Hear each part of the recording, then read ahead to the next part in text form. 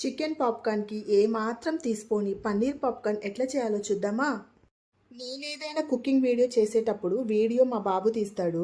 ఈసారి మాత్రం వీడియో నువ్వు తీయి మమ్మీ, నువ్వు చెప్పినట్లు ప్రాసెస్ అంతా కూడా నేను చేస్తానని తన చిట్టి చేతులతో తనే ప్రాసెస్ మొత్తం చేశాడు.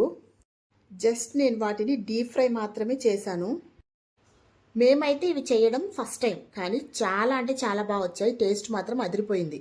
చాలే ఇంకా ప్రాసెస్లోకి రా అంటారా, అందులోకే వస్తున్నా. ఫస్ట్ ఒక ప్లేట్ తీసుకొని అందులో ఉప్పు, కారం, మిరియాల పొడి, కొంచెం పసుపు, అల్లం వెల్లుల్లి పేస్ట్, అందులోనే కొంచెం ఆయిల్ వేసి ఈ మసాలాలన్నీ కూడా బాగా మిక్స్ చేయాలి.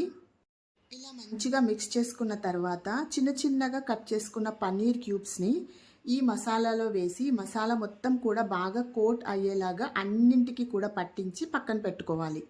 ఒక హాఫ్ అన్ అవర్ అట్లా మ్యారినేట్ చేసుకుంటే మసాలా మొత్తం బాగా పడుతుంది. ఇప్పుడు ఒక మిక్సింగ్ బౌల్ తీసుకొని అందులో 1 కప్ మైదా, 2 స్పూన్స్ కార్న్ఫ్లోర్, చిటికెడు సాల్ట్ వేసి వాటర్ వేసుకుంటూ లంప్స్ ఏం లేకుండా నీట్గా కలిపి పక్కన ఉంచుకోవాలి. ఇది మరీ థిక్గా కాదు, అలాగని మరీ పల్చగా కాకుండా ఈ కన్సిస్టెన్సీ వచ్చేలాగా చేసుకోవాలి.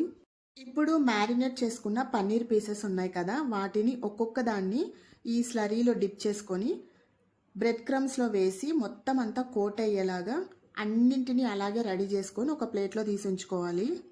ఇప్పుడు స్టవ్ వెలిగించి ప్యాన్ పెట్టుకొని ప్యాన్లో డీప్ ఫ్రైకి సరిపడంత ఆయిల్ వేసి ఆయిల్ బాగా హీట్ అయిన తర్వాత రెడీ చేసి పెట్టుకున్న పన్నీర్ ముక్కల్ని ఒక్కొక్కటిగా వేసి మీడియం టు హై ఫ్లేమ్లో అడ్జస్ట్ చేసుకుంటూ ఫ్రై చేసుకోవాలి. అంతే, పన్నీర్ పాప్కార్న్ రెడీ అయిపోయినట్టే. పన్నీర్ పాప్కార్న్ని కెచప్తో మనం సర్వ్ చేసుకుంటే చాలా అంటే చాలా బాగుంటుంది. ఎవరికైనా నచ్చితే ఒకసారి ట్రై చేసి చూడండి. అండ్ వీడియో నచ్చితే లైక్ చేయండి అండ్ సబ్స్క్రైబ్ చేసుకోవడం మాత్రం మర్చిపోకండి. ఉంటాను.